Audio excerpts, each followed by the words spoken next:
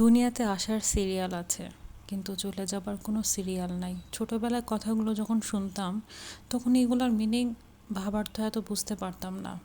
আসসালামু আলাইকুম।